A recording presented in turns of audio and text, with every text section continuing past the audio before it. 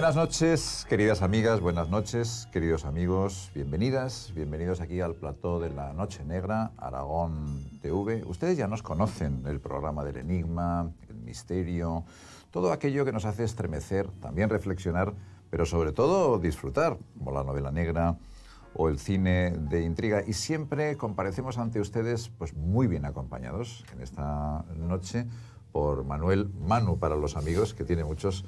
Manu Marlasca, bienvenido, buenas noches. ¿Qué tal, Juan?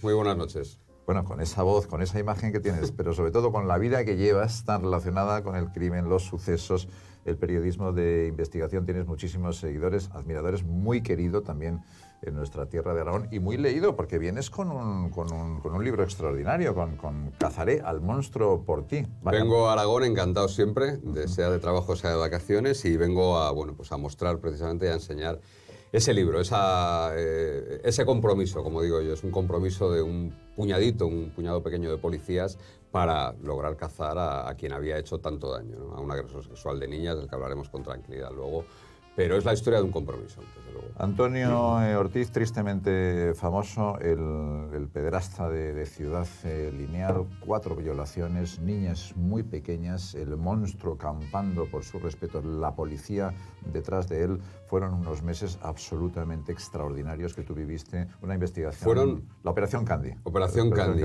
sí. Y fueron unos meses casi donde Madrid se convirtió en el escenario de una película de terror, ¿no? Porque había tal psicosis. Pensemos en una ciudad de 5 millones de habitantes donde hay alguien invisible, porque nadie le vio nunca secuestrar a una niña, nadie le vio nunca en una actitud violenta, porque nadie le vio verdaderamente, ¿no? Era un fantasma que se llevaba niñas delante de la policía, porque la policía, tras los primeros ataques, montó un dispositivo, llenó las calles de policías y, sin embargo, él se seguía llevando niñas con tranquilidad. Eso fue una psicosis en muchos barrios de Madrid y los policías tuvieron que asumir ese gigantesco compromiso y aparcar sus vidas, dejar de vivir el resto de su vida hasta que no diesen con él y hasta que ese fantasma no tuviese contornos y no tuviese un rostro y no tuviese un nombre y un apellido. Cazaré al monstruo por ti es un libro maravilloso, prodigioso, lleno de seriedad, se lee como una novela, pero es real, todo lo que aquí se cuenta es estrictamente real. Luego vamos a ampliar ese caso y otros muchos casos, porque vamos a hablar de Igor el Ruso, vamos a hablar de Ana Julia Quezada, de Betrón, de los monstruos Bretón, que habitan entre nosotros. De tantos otros monstruos. Contigo, en cuanto terminemos de ver la película, porque ya sabes que somos muy cinéfilos, tú también. Yo también. Y hoy compartimos la elección con Una decisión peligrosa. Es la película que vamos a ver con James Franco y Kate Hudson. ¿Qué hace un ciudadano, Manu, cuando se encuentra dinero por la calle? Debería devolverlo. Debería devolverlo para salir en los periódicos, para que las teles hablen de ese gesto y ya veremos cómo es mucha mejor decisión. Pero en la película ni James Franco ni Kate Hudson te hacen caso, y vamos a ver todo lo que ocurre en este thriller psicológico del 2014. Una decisión peligrosa, no se la pierdan. Volvemos enseguida con Manu Marlasca.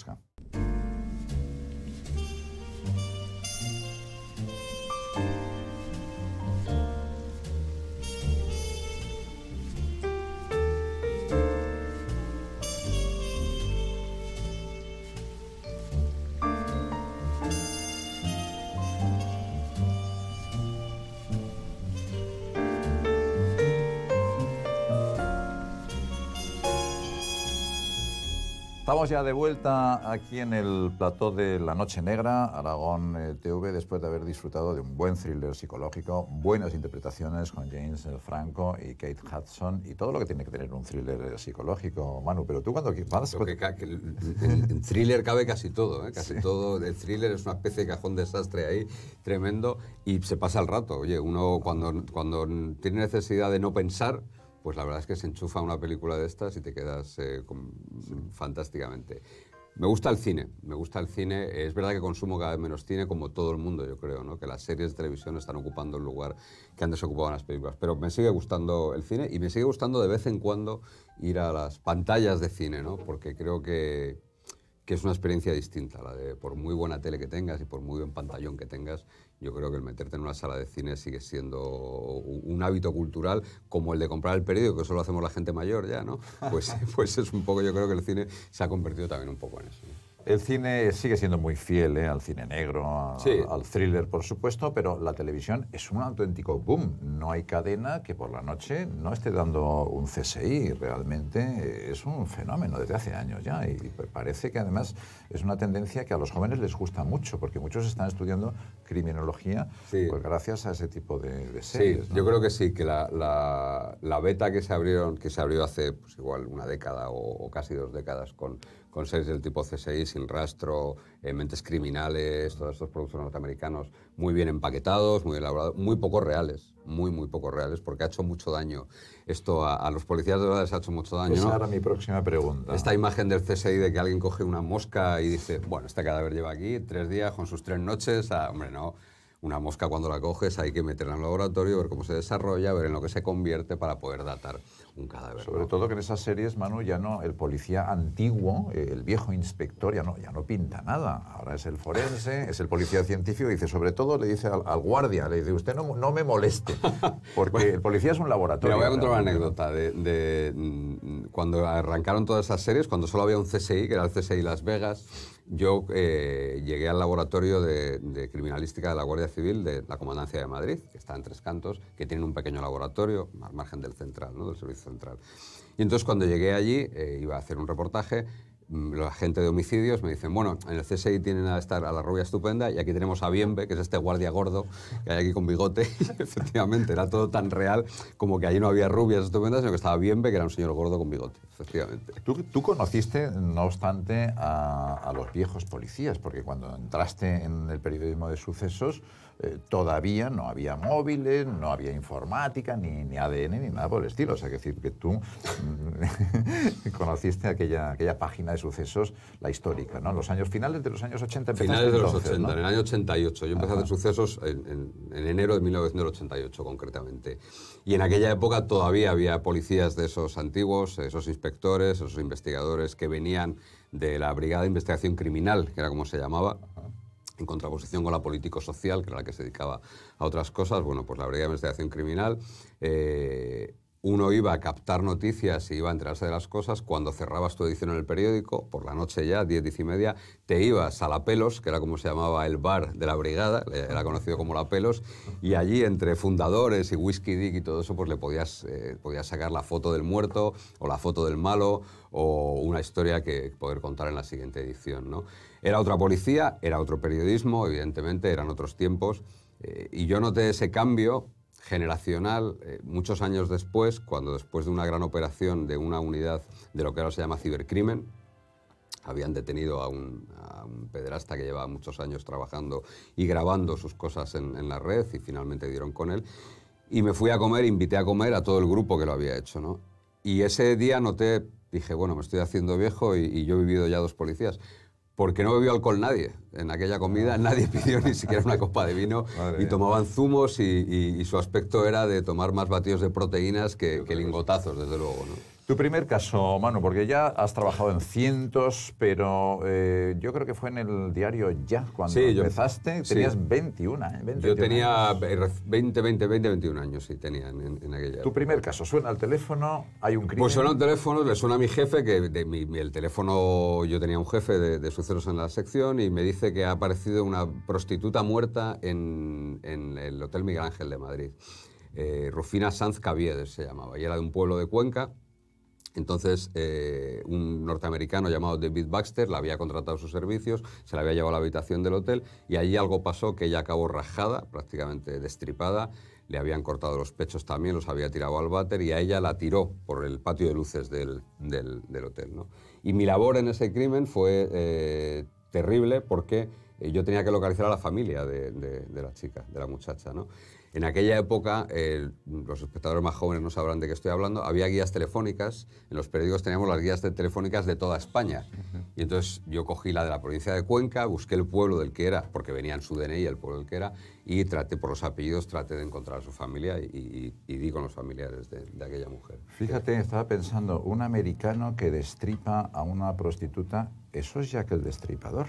Bueno, más o menos, pero sí. Un siglo antes. Sí. O sea que a veces los modelos se repiten, ¿no? Bueno, pues el modelo del asesino de prostitutas yo creo que es un modelo muy recurrente, porque si hay alguien vulnerable Si hay una presa fácil para cualquier asesino, son las prostitutas. Ha habido Joaquín Ferrandiz, un asesino en serie en Castellón que mató a 5 mujeres, 3 de sus víctimas eran prostitutas. Un camionero alemán mató a varias prostitutas también en su recorrido por España. En Almería todavía no se ha detenido, hay una serie de crímenes de prostitutas que no se han esclarecido y que seguramente sean obras de un asesino en serie que o sigue en libertad o está en prisión por otra cosa, ¿no? Es decir, son patrones y son modelos que se han repetido siempre, yo creo que por la vulnerabilidad que tiene una víctima como una prostituta. Y este individuo que tienes en la portada de tu libro, Antonio Ortiz, Antonio Ángel Ortiz. El pederasta de Ciudad Lineal, ¿este obedece a algún patrón o es un monstruo aislado? Es un ejemplar curioso, porque es un polidelincuente, un delincuente que ha cometido robos, ha participado en extorsiones, ha participado en secuestros, estuvo relacionado con el crimen organizado, pero sin embargo tiene la pulsión que tiene, y su pulsión es agredir sexualmente a niñas pequeñas, de entre 5 y 9 años, ¿no? ¿Por qué digo que es una excepción? Porque no son cosas habituales. Los pederastas son pederastas y ya está, nada más. Un pederasta es un ejemplar delictivo que prácticamente reduce su actividad a ese delito, ¿no? Él, sin embargo, tiene una fachada compensatoria, que es como se llama a la actividad fuera de la delincuencia que ejerce cualquier delincuente, una fachada compensatoria que es criminal, en tanto en cuanto se dedica a cometer delitos, pero que nada tiene que ver con esto, ¿no? Yo creo que hasta él mismo se avergüenza de sus delitos y sabe que en el mundo criminal es un delito que no está bien visto, es un delito con el que nadie va a empatizar. De hecho, en sus declaraciones, él nunca declaró ante la policía ni ante el juez. Las únicas declaraciones que hay de él es ante los psiquiatras que le peritaron y que hicieron un informe para ver su imputabilidad o no. Y él, en ese informe, habla de todos sus delitos y dice que, bueno, que sí, que efectivamente, que ha secuestrado, que ha robado, pero que él no tiene nada que ver con esas agresiones, ¿no? Entonces yo creo que hasta él mismo se avergüenza. De hecho, él tiene hasta una vida sexual normal. Él tiene una novia, tenía en el momento de la detención una novia, y de hecho hay una anécdota que se cuenta en el libro. Una noche, cuando él ha huido a Santander ya, él inicia viaje hacia Madrid. La policía está detrás de él ya permanentemente las 24 horas del día y creen que viene a Madrid a cometer algún delito, ¿no? Con lo cual se activan las alarmas, pero realmente venía a pasar una noche con su novia. Pasa la noche con la novia y a la mañana siguiente se vuelve a ir. Es decir, hacía compatible sus agresiones a crías muy pequeñas con una vida sexual medianamente normal. Se te ponen los pelos de punta. Como leyendo el propio libro, Manu, a mí me emocionó particularmente el capítulo en el cual una de las niñas violadas de muy corta edad empieza a recordar. Ese es un momento fantástico cuando la policía, con gran habilidad, con gran tacto, digamos, consigue que ese testigo, la niña, recuerde el coche, recuerde el portal del monstruo, recuerde algunos elementos del piso donde la violó, donde luego la duchó, la perfumó, la vistió y la volvió a dejar en la calle. Y gracias a esos fragmentos, ¿no?, de realidad, la Operación Candy, esos magníficos policías comienzan a rodear y a encontrar la pista del monstruo. Pero esas niñas quedan para toda la vida marcadas.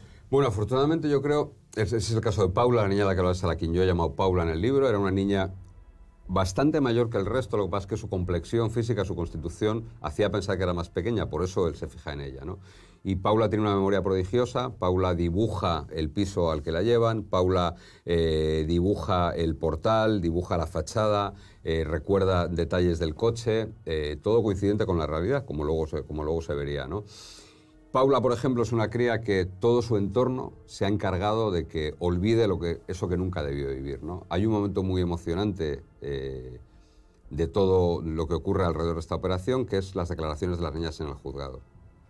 Tienen que ir al juzgado porque tienen que declarar, era un trámite imprescindible, y tienen que recordar lo que ha pasado, cuando han pasado ya bastantes meses y cuando él ya está detenido. Pero tienen que hacerlo, era imprescindible hacerlo. Todo el mundo pone el máximo cuidado, el máximo tacto. La jueza tunea su despacho y lo llena de juguetes, de globos, de golosinas para que las niñas se sientan más a gusto, les deja su sillón de jueza. Es decir, todo el mundo se volcó para que esas crías lo pasasen lo menos malo posible, ¿no? Y en ese momento, la niña, que sigue recordando muy bien, que sigue dando detalles, que sigue sobreponiéndose y haciendo un esfuerzo brutal para recordar todo, hay un momento que se rompe, que es cuando ya ha llegado a la casa, cuando él le dice que se siente en la cama, que se desnude, y la cría se pone a llorar y es un llanto terrible. Yo he visto la imagen de esa declaración y la niña está 5 o 6 minutos sin poder, inconsolable, ¿no? La agarra a su madre y hay una frase de su madre que yo creo que no voy a olvidar en la vida, después de verla, que le dice: cuéntalo por última vez y ya nunca más lo vas a tener que volver a contar, ¿no? Y entonces, efectivamente, la niña vuelve a hacer ese esfuerzo y lo cuenta. Y lo que te decía, yo creo que el entorno de esa cría, como de otras víctimas también, van a hacer posible que se recupere, que aquello quede como una mala sombra, como un mal recuerdo, como bueno, pues algo que ni siquiera esperemos que recuerde si sucedió de verdad o no. Hay un caso excepcional, que es el de la cría china, que se llama Xia, yo llamo en el libro Xia, que es terrible. Las heridas que la dejó este tipo seguramente requieran de asistencia toda la vida. 4 niñas violadas, pudieron ser algunas más si la operación Cande... De hecho, la policía cree que son más, pero no han podido imputarle más. Por fin lo detuvieron, lo juzgaron, lo condenaron a 70 años. ¿Este tipo de monstruos, de bestias humanas, Manu, son recuperables de alguna forma? No, yo soy muy pesimista en eso. No.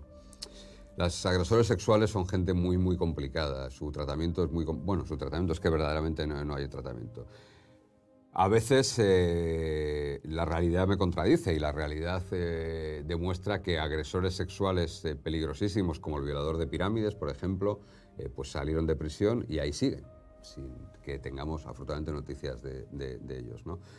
Hay casos en sentido contrario. Pedro Luis Gallego, que fue el violador del ascensor, autor de una veintena de violaciones y de 2 asesinatos en Castilla y León en los años 90, salió de prisión gracias al fin de la doctrina Parot y enseguida volvió a atacar a mujeres, se convirtió en el violador de la paz y fue detenido por la policía, ¿no?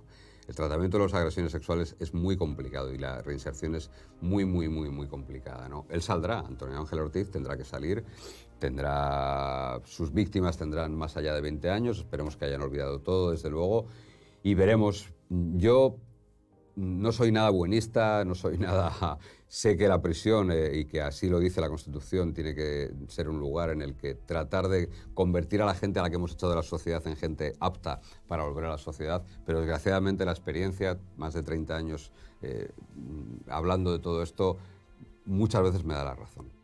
Otro monstruo, Manu, otro modelo tal vez, Igor el Ruso, te lo pregunto sobre todo porque te entrevistamos en Aragón. Él ha dejado un rastro de muerte en la provincia de Teruel, bueno, un lobo solitario, formación militar, una bestia humana. ¿A qué modelo responde Igor el Ruso? Mira, bastaba ver la mirada que tiene este tipo, esa mirada de tiburón blanco, una mirada sin expresión, una mirada vacía prácticamente, ¿no? Lo que hace pensar en alguien sin ningún tipo de empatía, desde luego, de sentimientos. Y luego tiene una característica común con tantos otros monstruos de este tipo, ¿no? El otro día, viendo el primer juicio al que se ha enfrentado, el de las 2 tentativas de homicidio, el del tiroteo de Albalate,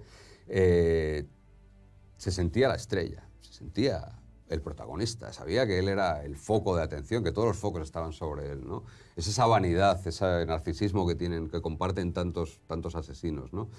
A mí me recuerda mucho a Petru Arcan, que fue un criminal que en Madrid asesinó a un abogado que se llama Arturo Castilla, irrumpió en su casa, entró en su casa, atacó a sus 2 hijas y a su mujer y a él le asesinó, ¿no? Gente que vienen de un entorno donde la violencia está muy banalizada, donde se convive con la violencia con absoluta normalidad y donde esas sociedades han logrado producir a especímenes como estos, ¿no? Gente que su único mérito y su única capacidad en la vida probablemente sea esa capacidad de hacer un daño terrible y sin que pestañear siquiera, ¿no?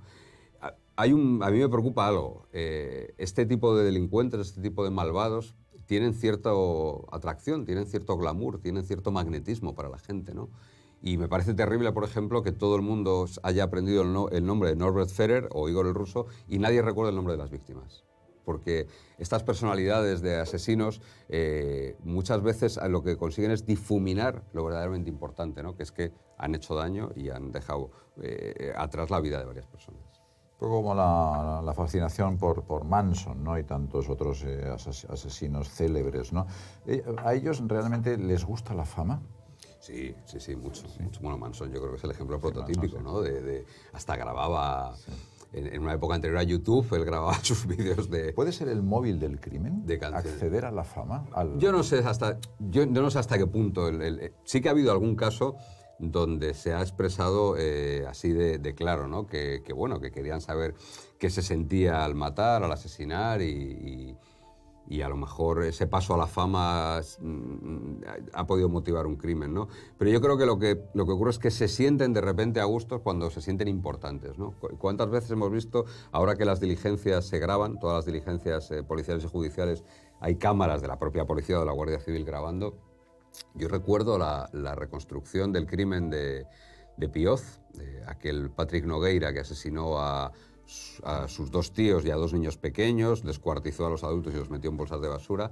Y recuerdo la imagen de la reconstrucción, la tengo muy vívida porque era una comitiva judicial enorme, juez, fiscal, abogados, los guardias civiles, siguiéndole por la casa y mientras él explicaba dónde acuchilló a una, dónde acuchilló a otro, cómo descuartizó. Y se sentía una estrella, verdaderamente. Veías que el tipo se estaba sintiendo una estrella y que se estaba viniendo arriba durante esa reconstrucción. O recordarás otra imagen muy potente que fue la de el asesino del Camino de Santiago, aquel tipo que mató a Denis Picatiem, a una turista norteamericana del Camino de Santiago. Como igual, cuando la policía está reconstruyendo el crimen, él hasta se permite hacer pequeñas bromas con los policías, ¿no? De por qué había escondido el cadáver, de, bueno, ya os voy a decir algo que no sabéis todavía, ¿no? Claro, está en ese trance terrible y está diciendo eso. O más recientemente veíamos en el juicio de Diana Kerr la actitud de José Enrique Abuin en la reconstrucción del crimen también, ¿no? Entre risas, bueno, se sienten verdaderas estrellas en ese momento. Muchos de los espectadores y espectadoras que nos estén viendo ahora mismo, Manu, se preguntarán, pero nosotros estamos seguros con tantos monstruos, la policía, la Guardia Civil, las fuerzas de seguridad son capaces de mantener, digamos, nuestras vidas a salvo, o cada vez corremos más riesgo, cada vez el delito, el crimen avanza más? No, yo creo que no. Yo creo que España tiene 2 factores que hacen pensar en que tenemos que estar tranquilos. Uno, es el país con el índice de criminalidad más bajo de toda la Unión Europea. No hay un país más seguro, no hay un país donde el crimen tenga menos incidencia. Y 2, el índice de resolución de crímenes, de delitos en general, pero de asesinatos en particular, en España está por encima del 90%. Con lo cual tenemos un escenario, esos 2 datos componen un escenario muy tranquilizador. ¿Qué ocurre? Que aquel que destaca por su crueldad, aquel que destaca por cometer un crimen terrible, un poco hace temblar los cimientos de ese estado verdaderamente seguro que tenemos, ¿no? Y nos recuerda a todos, y es algo que los reporteros de sucesos tenemos claro, lo vulnerables que podemos llegar a ser, ¿no? El viaje tan corto que hay entre una vida normal y perder la vida en una situación así, ¿no? Pero yo creo que pese a la aparición, y no es una aparición nueva, no es de ahora, siempre ha habido criminales, siempre ha habido crímenes terribles, siempre ha habido agresores sexuales, pero pese a ello creo que vivimos en un estado muy seguro. ¿Hasta qué punto te implicas, Manu, en tus investigaciones? ¿Hasta qué punto te afecta emocionalmente, sobre todo cuando hablas con las víctimas, asesinatos, violaciones? Estás rodeado de sangre, tragedia, violencia, pero al mismo tiempo son seres humanos. ¿Te afecta el trabajo a veces? Bueno, yo creo que a ver, uno en todos los terrenos de la vida tiene que ser un profesional, ¿no? Y yo creo que hay que poner una distancia mientras se está trabajando, que es la exigible en tu profesión. Yo siempre digo que en mi trabajo, el centro de mi trabajo, siempre han estado las víctimas, ¿no? Las víctimas, al fin y al cabo, es a quien todos nos debemos, no era solo el periodista, las fuerzas de seguridad, el público, todo el mundo tiene que tener un extra de empatía, un extra hacia las víctimas, ¿no? Pero a mí nunca me verás abrazar a una víctima delante de una cámara, ni cogerle de la mano, ni nada parecido, ¿no? Cuando se apague la cámara tendrá todo mi cariño, toda mi empatía y me llevaré a casa ese trago, me llevaré a casa ese... Pero cuando está una cámara encendida o cuando está un micrófono encendido, yo creo que hay que mantener la distancia del profesional, ¿no? No me gusta las sobreactuaciones en ningún terreno de la vida, ¿no? Y creo que en el periodismo hay mucha sobreactuación y en el periodismo de sucesos todavía hay más sobreactuación, ¿no?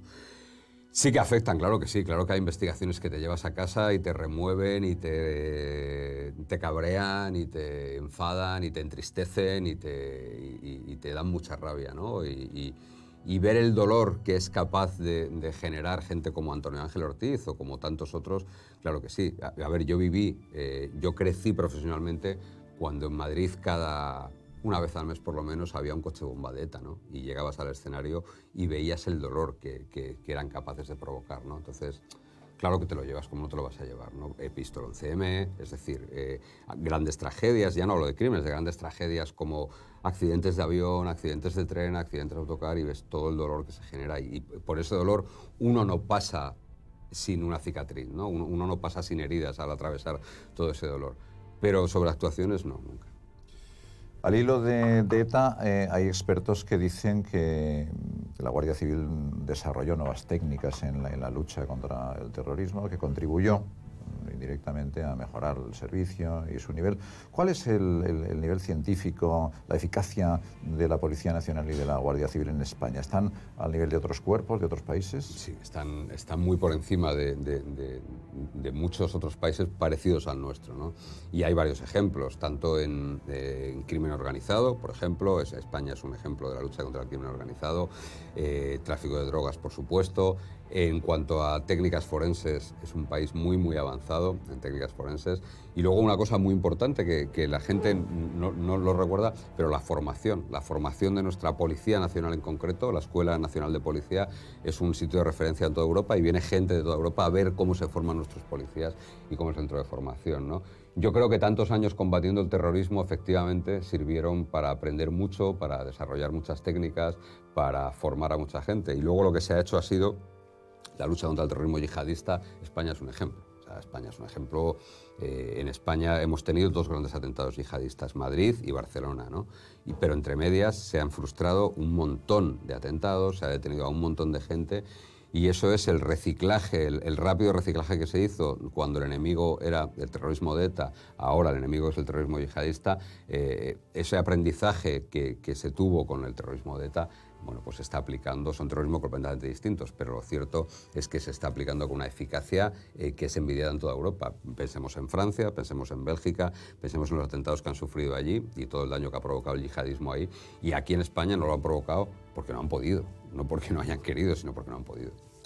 Cuando nos comentabas hace un minuto que España es un país con un índice criminal relativamente bajo, yo pensaba que, sin embargo, en otras lacras destacamos trágicamente. Por ejemplo, en el consumo de prostitución. España es el tercer país del mundo. Por ejemplo, en el crimen organizado también parece que nuestras fronteras son porosas. Por ejemplo, en el tráfico de drogas, donde España pues, es también un país donde la droga abunda mucho, ¿no? A veces echan de menos guardias civiles y policía más apoyo de la casta política, más apoyo con otro tipo de legislación. Por supuesto que sí. Por supuesto que la policía y la Guardia Civil, lógicamente, tienen que adaptarse a la legislación que hay. Y ya está, y no pueden ir un paso más adelante, ¿no? Y además has hablado de tres escenarios bastante peculiares, ¿no? El escenario de los puteros, directamente. En España hay muchas redes de tráfico de personas, de trata de seres humanos con fines de explotación sexual, porque España está llena de puteros. Y porque la gente, y porque todavía en el año 2020 se siguen encontrando en algunos burdeles al padre con el hijo celebrando el cumpleaños del hijo en un puticlub. Porque esa cosa que es terrorífica, ¿no? Bueno, pues eso sigue pasando en España. Entonces, ¿ahí qué se echa de menos?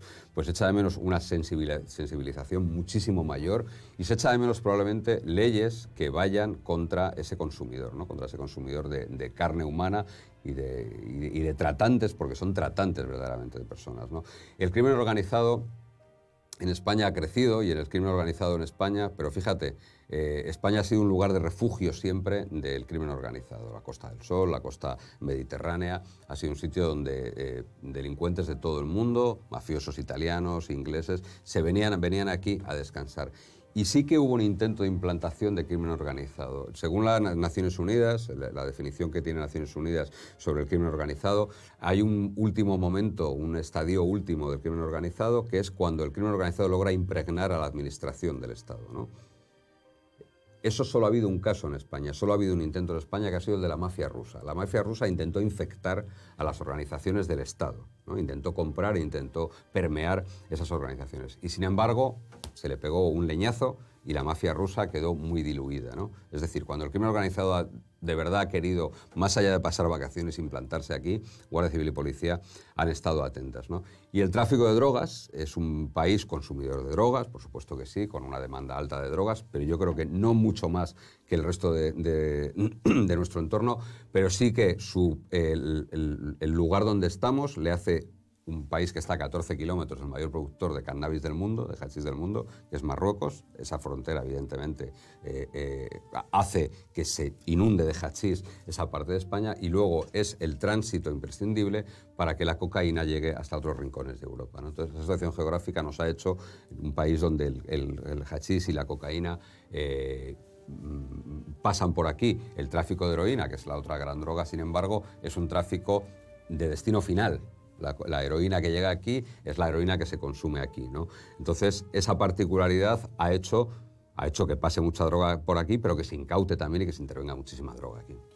Seguiríamos hablando contigo mucho rato, Manu, de estos y otros temas, pero la Noche Negra toca a su fin. Pues cuando tú quieras, aquí volveré a tu Noche Negra y Aragón Televisión, claro que sí. No nos despedimos sin recomendar este libro, La última investigación de Manu Arlasca, Cazaré al monstruo por ti, un trabajo extraordinario donde se atesoran todas sus virtudes, el rigor, el conocimiento de causa, ¿no?, del trasfondo, la vis periodística que tiene y también el talento de escritor, que es un excelente narrador.